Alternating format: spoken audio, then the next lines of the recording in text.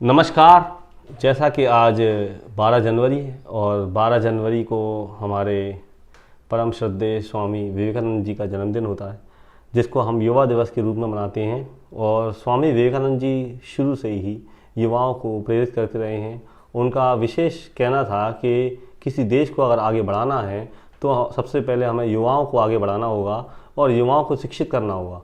जब युवा उच्च शिक्षा, अच्छी शिक्षा प्राप्त कर लेगा तो वो देश, जिस देश का युवा अच्छी शिक्षा प्राप्त कर लेगा, वो देश अपने आप विकसित हो जाएगा और अपने आप वो विश्व में प्रथम पायदान पर पहुंच जाएगा। अगर देश को आगे ले जाना है तो युवाओं को आगे ले जाना होगा। और आज युवाओं से संबंधित ही मैं आपको एक कविता सुनाने जा रहा हूँ, क्योंकि मैं मोबाइल सुबह देख रहा था तो मैंने देखा कि एक युवाओं से संबंधित हमारे देश के युवा, जैसा कि कहते हैं कि लोग कहते हैं कि युवा कुछ नहीं कर रहे हैं, तो ये गलत है। युवा बहुत कुछ कर रहे हैं। आज हमारे देश के कुछ युवा, ऐसे युवा जिन्होंने ऐसा कुछ काम किया है जिससे कि देश में उनका, देश में ही नहीं विदेशों में भी आज नाम बोला जा रहा है। लोग नाम सुनते हैं उनका और उन कहते हैं ना, एक तरीके का डंका बजना, आज विदेश में भी उनका डंका बज रहा है। तो मैं ऐसे कुछ लोगों का नाम बताऊंगा और उनसे संबंधित एक कविता सुनाने जा रहा हूँ। स्टार्ट कर दें। दिन हो रात हो, दिन हो रात हो, अब युवा हिंद के करते आराम नहीं। समाज बदल रहा है युवा, व्याकुलता का अब काम नहीं। भारत माता की वेदी पर निज प्राणों का उपहार लाए हैं। शक्ति भुजा में ज्ञान गौरव जगाने भारत के युवा आए हैं। नित नए प्रयासों से समाज को आगे ले जा रहे हैं। देश के युवा क्या क्या नए उद्यम ला रहे हैं। तो यहाँ बताया गया है कि देश के युवा जो हैं अब आराम नहीं करते हैं, वो लगातार मेहनत कर रहे हैं और इस तरीके के कुछ नए व्यापार लेकर आए हैं जिससे उनको ही नहीं, उन्होंने अपने साथ साथ देश के कई युवाओं को भी रोजगार दिया है। बताते हैं उनके आगे। बिन्नी के साथ फ्लिपकार्ट आया, देश में नया रोजगार लाया। कुणाल और रोहित की स्नैपडील, कंज्यूमर को हो रहा गुड फील। देश की बेटियां कहाँ पीछे रहीं, राधिका की शॉपक्लूज आ गई। तो यहाँ देखिए आप किस तरीके से बिन्नी, कुणाल, रोहित और राधिका, आप देखिए लड़के ही नहीं लड़कियां भी इन चीज़ों में आगे आ रही हैं। उन्होंने, इन सब लोगों ने, आप जानते होंगे इनके कुछ, ये इन लोगों ने ऐप बनाए हैं और ये ऐप जो हैं वो देश के कई युवाओं को भी फ़ायदा पहुंचा रहा है। देश को तो फ़ायदा पहुंच ही रहा है, इससे कई युवाओं को भी रोजगार मिला है। राधिका की शॉपक्लूज आ गई, हुनर नहीं बर्बाद होता अब तय खानों में। जीवन रागनियाँ मचल रही नवगानों में। समझ चुके हैं बिना प्रयास पुरुषार्थ क्षय है। आगे बढ़ चले अब भारत माता की जय है। तप्त मरु को हरित कर देने की आस लगाए है। युवा सुख सुविधाओं की नई परंपरा लाए हैं। भाविश का ओला समय से घर पहुंचाता। शशांक का प्रकटो डॉक्टर से मिलवाता। दीपेंद्र का जोमेटो खाना खिलवाता। समर का जुगनू ऑटो रिक्शा दिलवाता। विजय का पेटीएम ट्रांजैक्शन की जान। सौरभ अलविंदर का ग्रोफर्स खरीदारों की शान। तो आप देख सकते हैं, ये आप जानते होंगे, इनमें से कई सारे ऐप जो हैं आप लोग अपने दैनिक जीवन में इस्तेमाल करते होंगे। और विशेषकर इस कोरोना टाइम में, इस जो कोविड-19 का जो टाइम था, इस समय इन जो ऐप्स ने हमारे देश की और हमारे देश के युवाओं की बहुत मदद की। कई सारे युवाओं को उस समय रोजगार मिला और कई सारे लोगों को इस सुविधा का, इन ऐप्स का फ़ायदा मिला। उनको घर बैठे खाना मिला, कुछ लोगों को ओला जो कैब है वो प्राप्त हुई। तो आप देख सकते हैं किस तरीके से इन लोगों ने देश का नाम रोशन किया है। आगे बढ़ते हैं। शिरीष आप्टे की जल प्रणाली देश के काम आ रही है। पीएस मुकुंद की रिन्यूइट सस्ते कंप्यूटर बना रही है। Binalakshmi Nepram women gun survivor network चला रही हैं। सची सिंह रेलवे स्टेशन पर लावारिसों को राह दिखा रही हैं। प्रीति गांधी की मोबाइल लाइब्रेरी सबको ज्ञान बांट रही है। डॉक्टर बोर्डवाला की वन चाइल्ड वन लाइट जीवन में जान डाल रही है। Jadav Payeng forest man of India जूझा अकेला, आज 1360 एकड़ में मौलाई का जंगल फैला। तो यहाँ मैं आपको बताना चाहूँगा, शिरीष आप्टे जो है वो महाराष्ट्र में एक इंजीनियर है जल विभाग में। और इन्होंने महाराष्ट्र, जैसे कि आप जानते हैं, महाराष्ट्र का कई एरिया जो है वो सूखे से प्रभावित है, सूखाग्रस्त एरिया कहलाता है, ड्राई एरिया।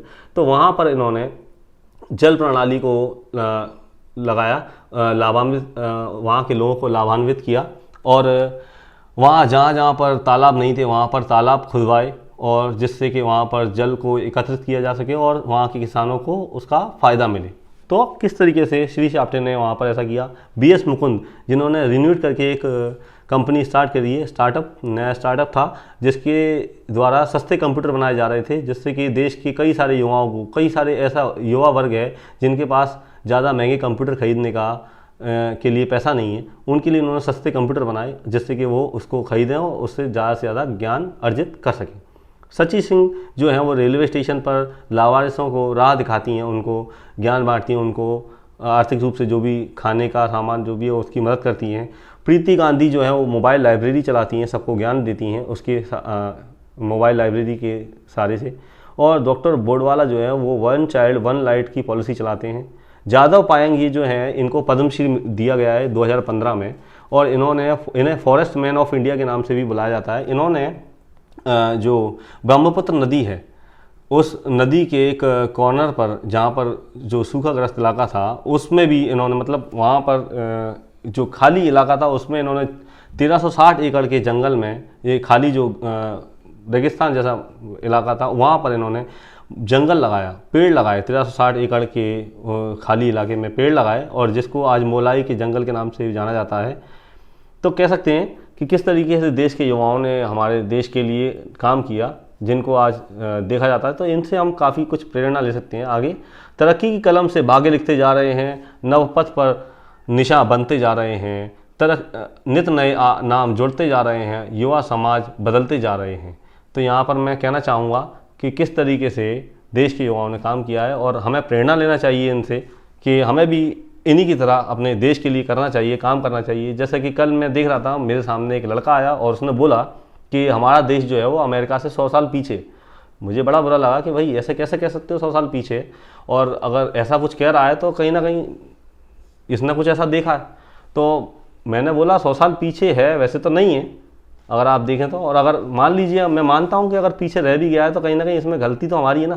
भाई हमारे देश के युवा हैं, यहाँ से पढ़ने के लिए जाते हैं बाहर, और बाहर ही वहाँ ही बस के रह जाते हैं। अगर देश के युवा वहाँ से पढ़कर वापस अपने देश में आके कुछ करें तो देश को आगे बढ़ा सकते हैं, जैसे इन लोगों ने किया।